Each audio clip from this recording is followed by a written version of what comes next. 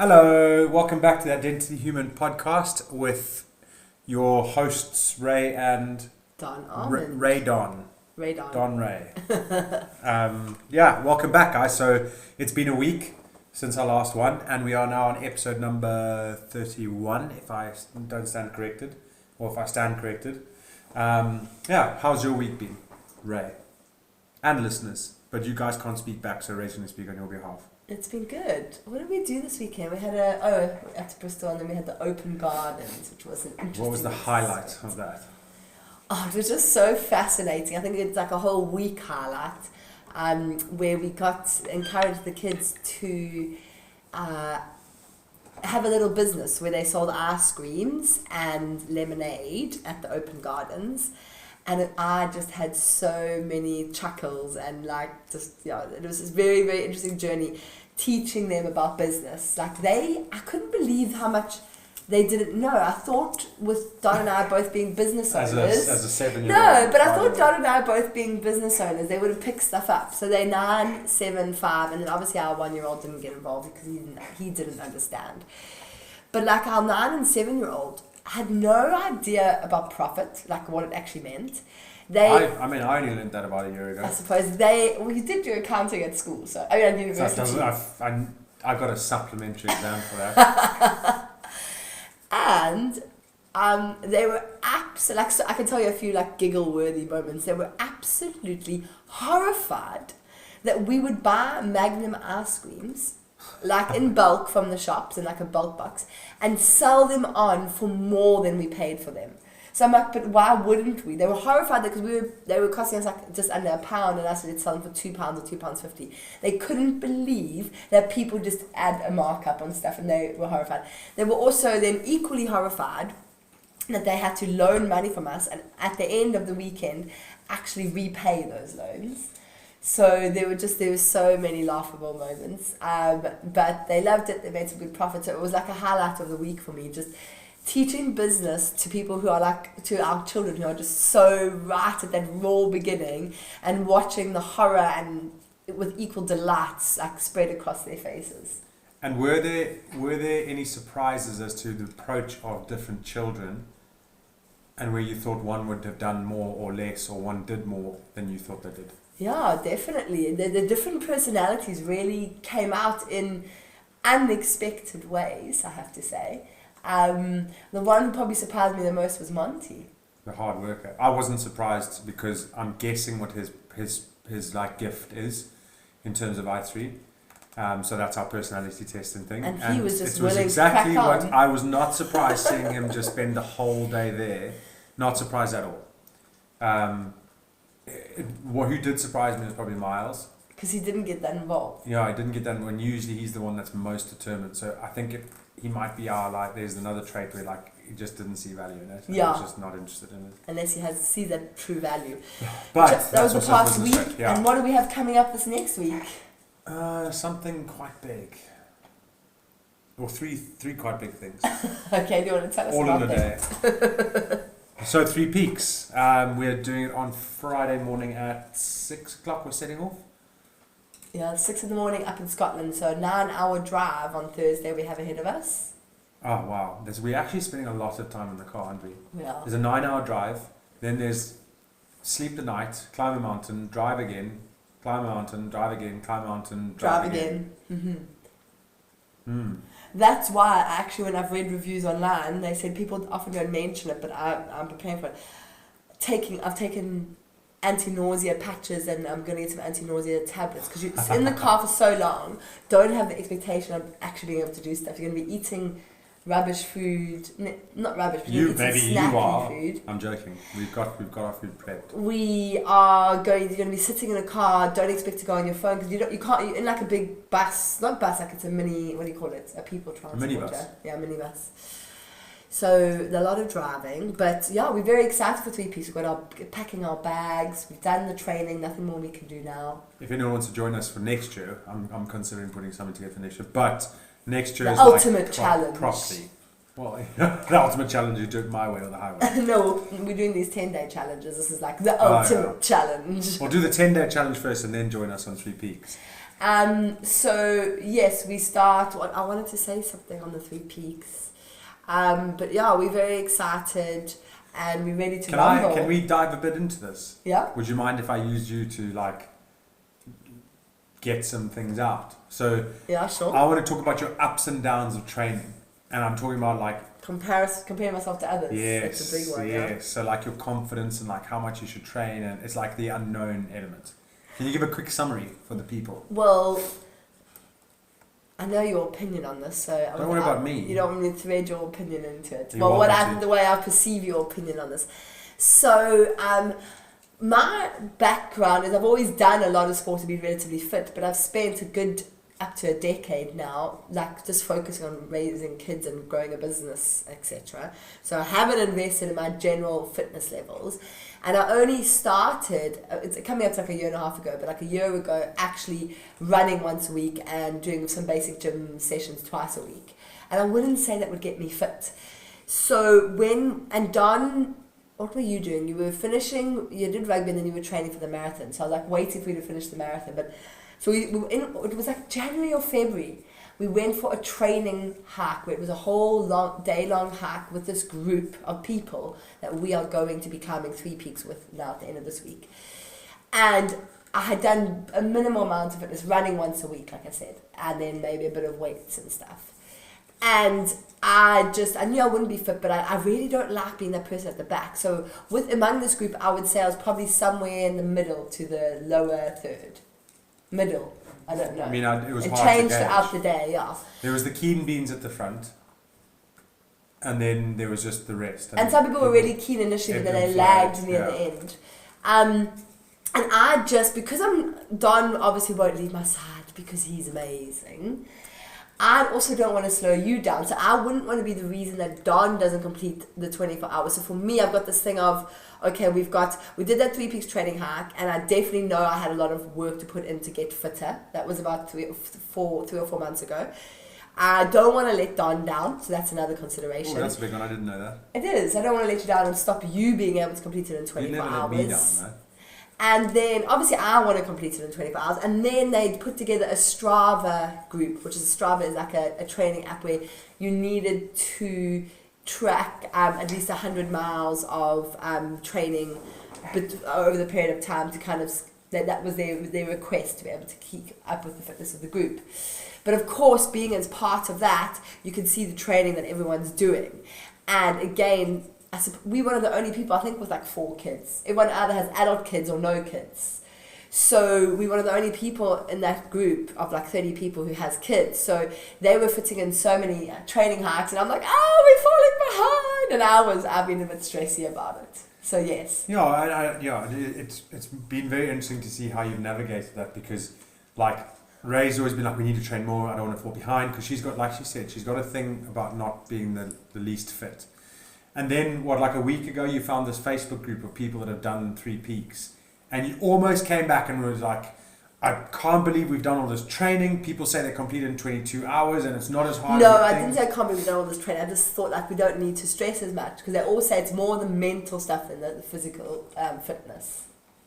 Oh, that's good, because then you have confidence in your mental fitness. Because we work on it all the time, thanks to you, man. Okay, well, let's speak about that then. So the actual episode today, I thought we could speak about the dark side of growth mindset. Dum, dum, dum.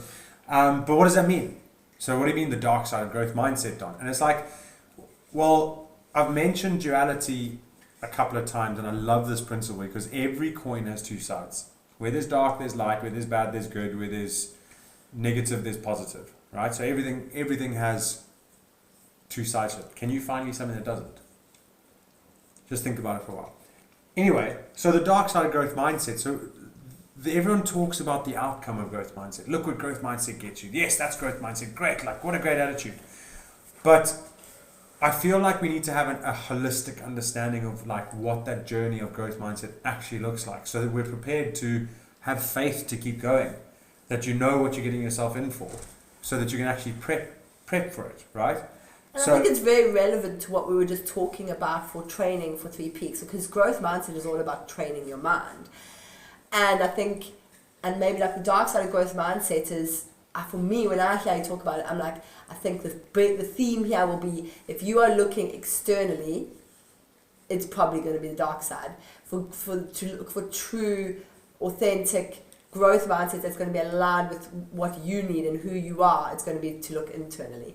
Yeah, interesting that you say that. Like when I said that to Ray, it was about, I'm going to cover points like energy states and mental set points and things like that, because it's almost, because I get to see Ray's journey on the inside and she gets to see mine. Like growth mindset it's contextual, and it's like a pendulum swinging. You have to keep swinging yourself back into growth mindset. It's crazy. Naturally, it's not a you want straight to line. fix. It's Yeah. not a straight line. It's all over the place. It's up, down, Yeah. backwards, forwards. And no one speaks about that. They paint this amazing picture to get you going.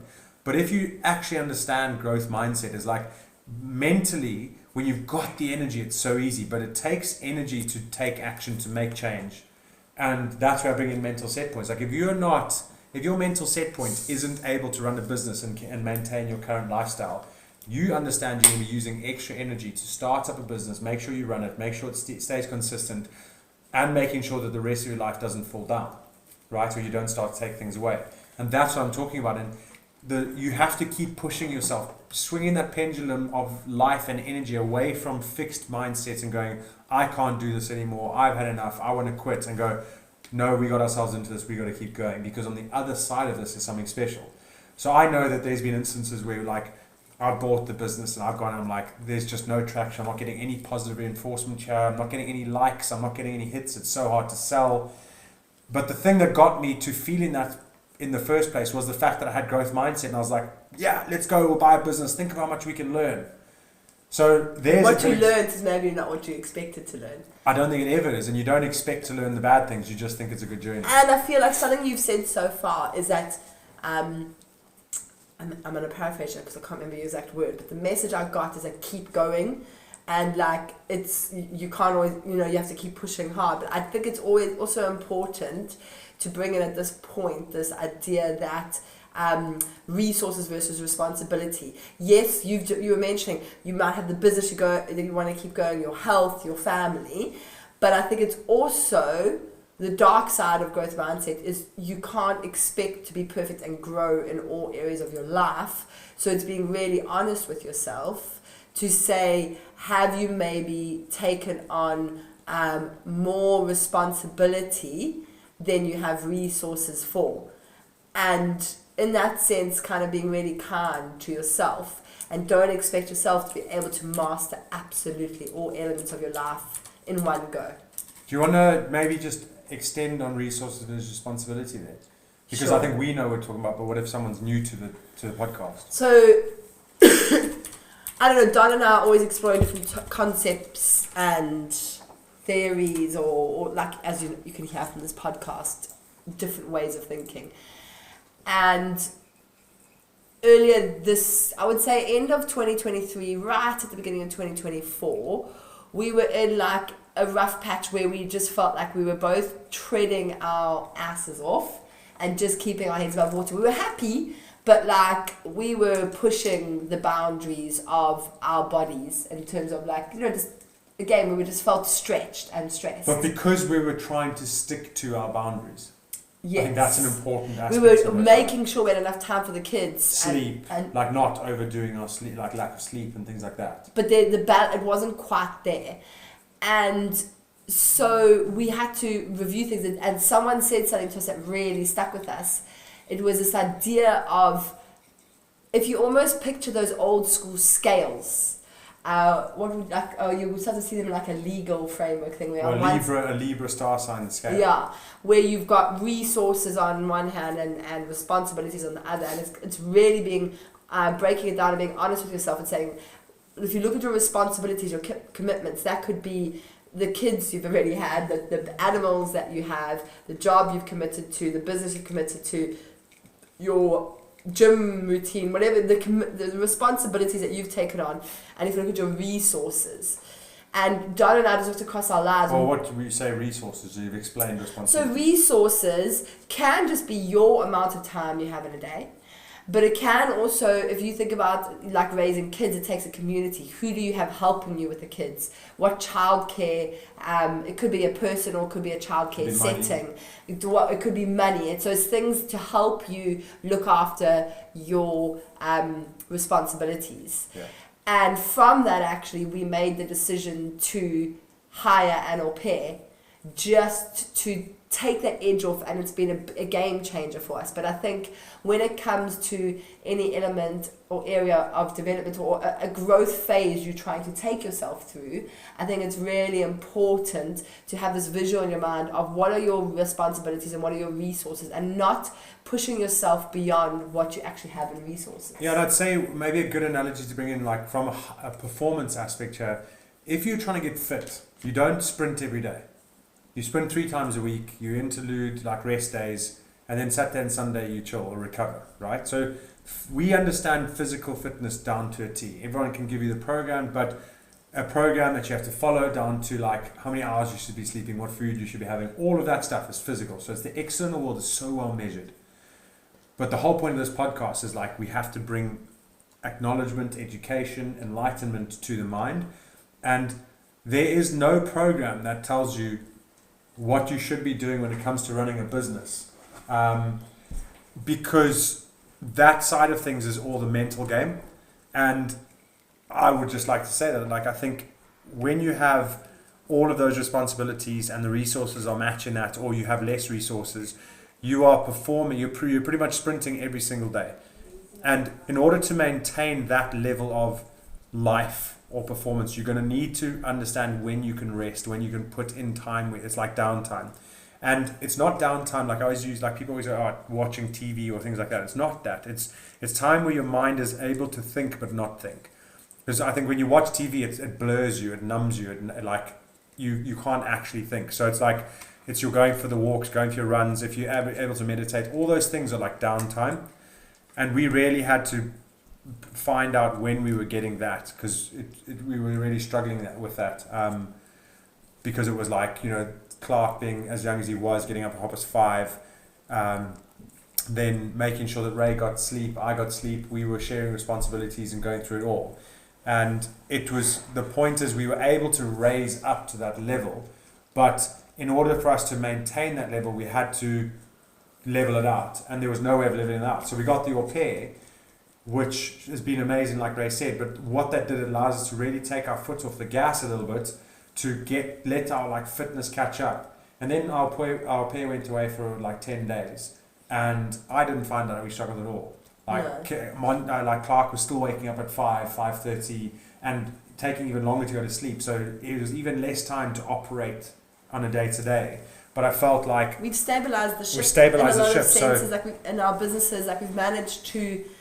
I would say it's not even necessarily that our resources have gone up in terms of our resources. It's our responsibilities and our business have also settled a bit. But I also say I'll bring in mental set points here. So the mental set points I've spoken about before is like, it's your brain's fitness. It's like the ability of things you're able to do day to day. That's fitness. And you have to raise your game, rest, raise your game, rest, raise your game, rest, so that your brain can actually catch up and get used to that level of operating.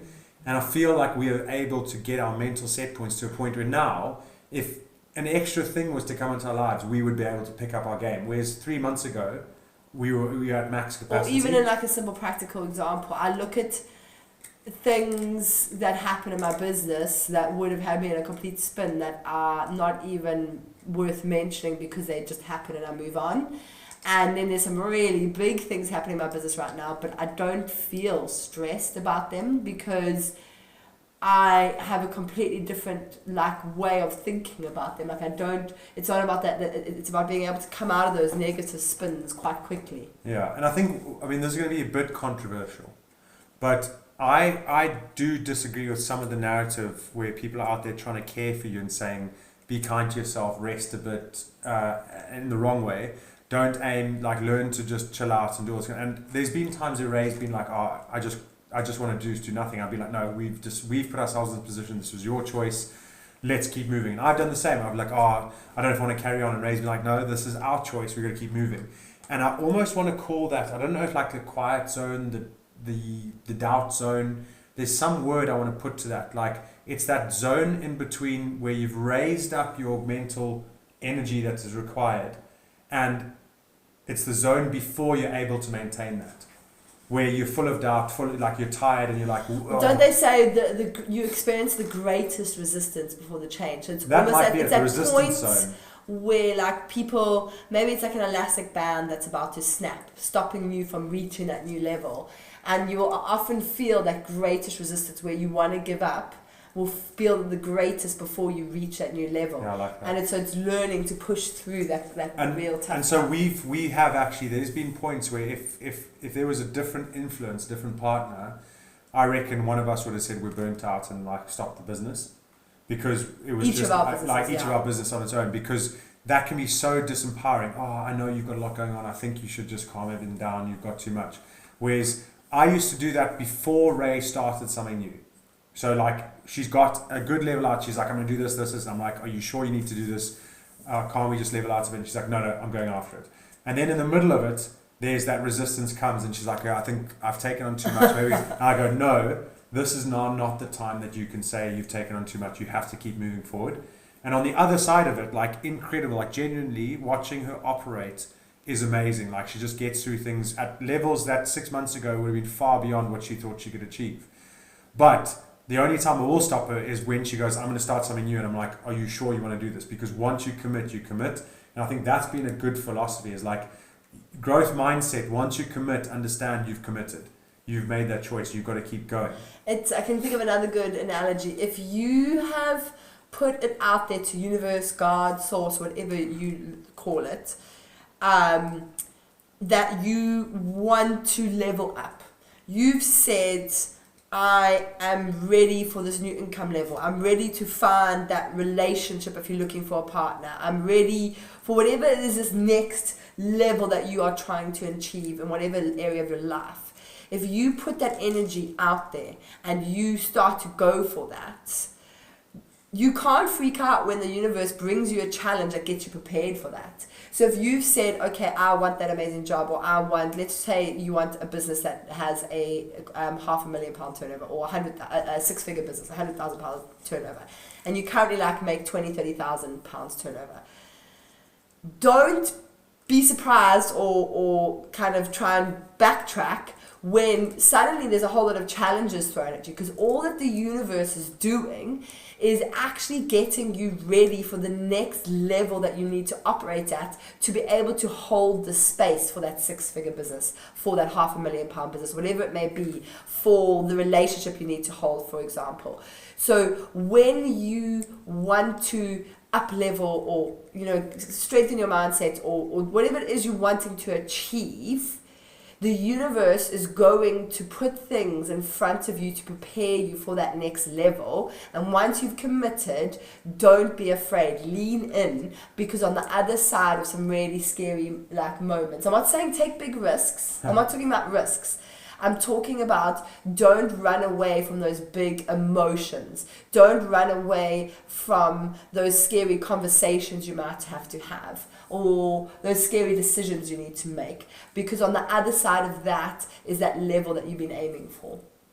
So that's what I would say. It's kind of like I'd say, it's very similar to where I've said, okay, we're really busy, but I really want to take on this new thing. Or, you've made that decision. Once you've made that decision, embrace what is going to come to you, because it's not all going to be sunshine and roses. And I think it's one of those, I think I've seen the saying and I quite like it. It's like, don't ask for easier times, ask for the character to rise up to the challenges. Yeah. Because that's how you grow. It's like success follows the person you become. And if you want to be successful, you've got to become a person that's able to deal with that. So that has sometimes, when we're in the middle of challenging times, I've said to Ray, this is just a test. Because if you want to be the successful person that you've said and live the life you want to, you're going to have a certain type of character. And until you've got that success can't come, because it knows that it can't maintain at that level. So if you're inviting it in, you've got to be able to lean into it.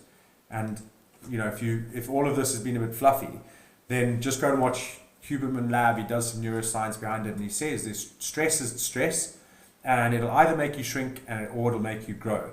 It's not the stress that decides that it's you.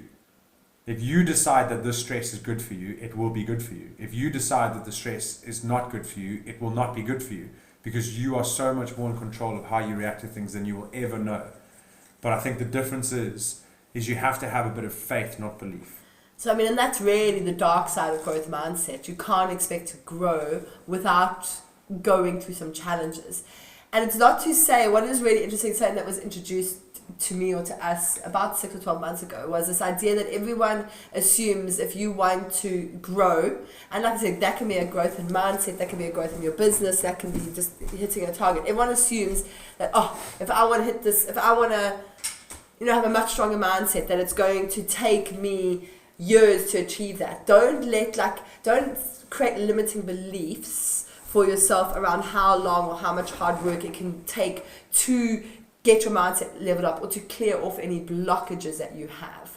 Don't think that it's going to take months, because you can clear it off quite quickly. But what we are saying is be prepared for there to be some challenges to help you to get to the other side of that. And something else I wanted to say when you were talking, Don, that made me think is in the words of James Ashford, and I'm sure you got it from somewhere, is if you've asked the universe for something and you come up with a hard time, because we all have different challenges we face in our lives, one of the most powerful questions you can ask yourself is, what's the gift in this? Yeah. And so when you're in it, you are going to be like, screw you, and there is no gift. Especially if someone else is asking you what that gift is. Yes, there is no gift. But you know what? The gift can even be the lesson you take away from it. And the thing is, you are in so much more of a powerful mindset. You are in so much better of a position to take a lesson away from it if you look at a situation from the point of view of, what is the gift in this? What is it teaching me so that I can level up? It could be a way that you can maybe deal with this issue better next time it comes up in your business. It could be that you come out a stronger person on the other side.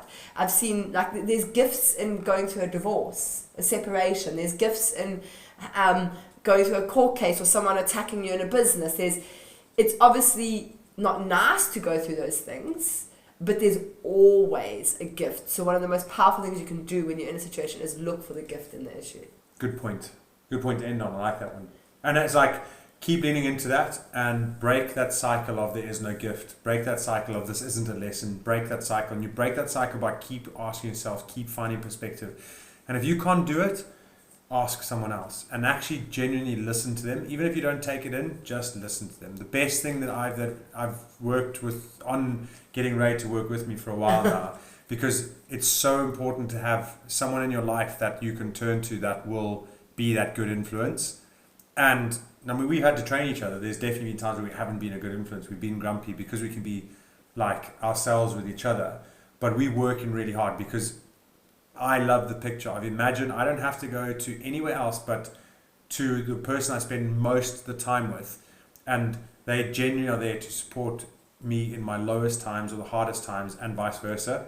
Because I think often I see in marriages that isn't happening, or partnerships that isn't happening, and those are the ones you need to be the strongest pillars. So now, I want to add before we end off this episode, if you don't have those people or that person in your life that can support you through like maybe an improvement in your mindset or an improvement in your life that you want to make, we have an amazing community that you can join that runs once a quarter roughly. We put together this 10-day challenge and the community runs for about 2 or 3 weeks.